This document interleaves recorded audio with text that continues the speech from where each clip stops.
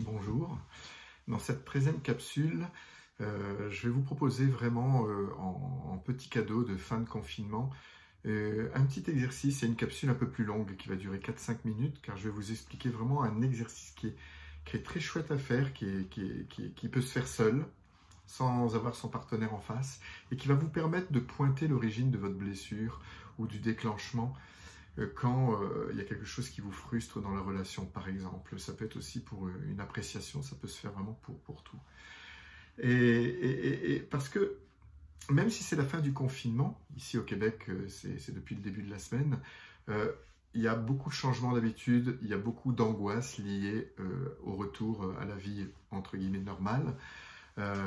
Et ça crée aussi des tensions dans la relation, bien sûr, et on va facilement projeter nos frustrations sur l'autre. Donc, pour éviter de le faire, je vais vous donner aujourd'hui ce petit exercice.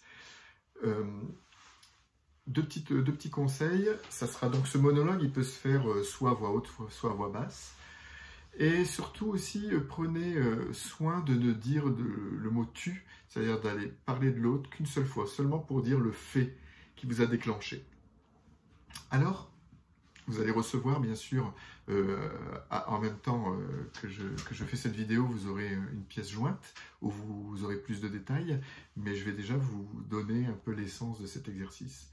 Dans un premier temps, c'est de se mettre en relaxation, à l'intérieur de soi, de fermer les yeux, prendre quelques respirations. Vous verrez sur le document, c'est un peu mieux expliqué. Je vais pas prendre du temps maintenant pour expliquer tout ça, mais ça sera bien expliqué. Ensuite, vous allez imaginer que vous avez votre partenaire en face de vous et vous allez dire le fait qui vous a blessé ou frustré ou peut-être l'appréciation aussi, quelque chose que vous avez apprécié chez lui. Et vous allez vous dire, voilà, et vous allez parler d'un fait.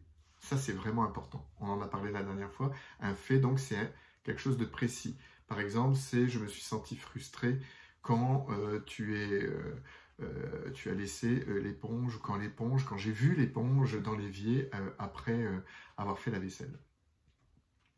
Et après, ensuite, une fois que vous avez dit ce fait, vous allez dire tout de suite ce que ça vous a fait. Et ça m'a fait me sentir seul, triste, pas respecté. Et encore, éviter les mots « pas respecter », ça veut dire « tu ne me respectes pas ». Le but, c'est de parler vraiment de ce qui se passe à l'intérieur, soit des sensations, des émotions, des sentiments que l'on vit à l'intérieur.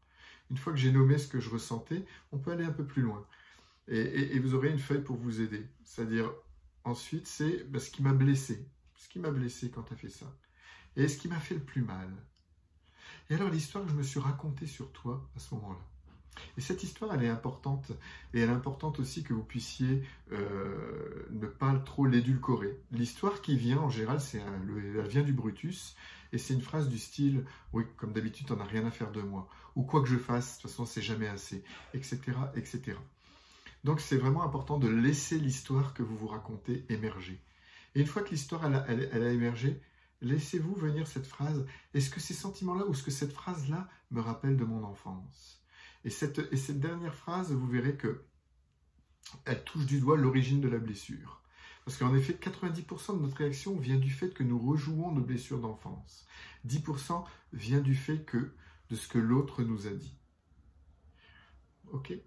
Et ensuite, je regarde aussi si quelque chose d'autre je pourrais vous donner.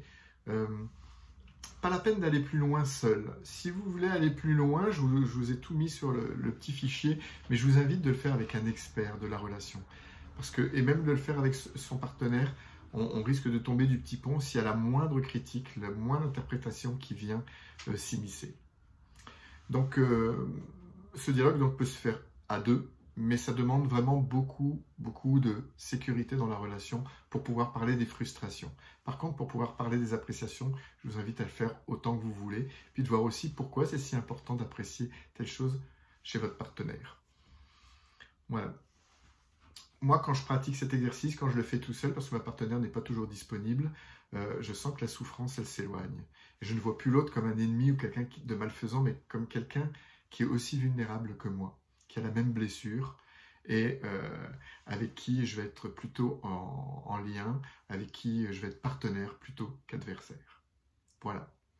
Bonne journée, bonne soirée et je vous invite vraiment à me répondre à me faire part de votre expérience peut-être, vos questions, si c'est pas complet, si avec le fichier c'est pas suffisant, peut-être pouvez-vous me laisser un message soit sur ma page Facebook professionnelle, ou celle-ci, ou sur ma chaîne YouTube, ou encore sur Instagram.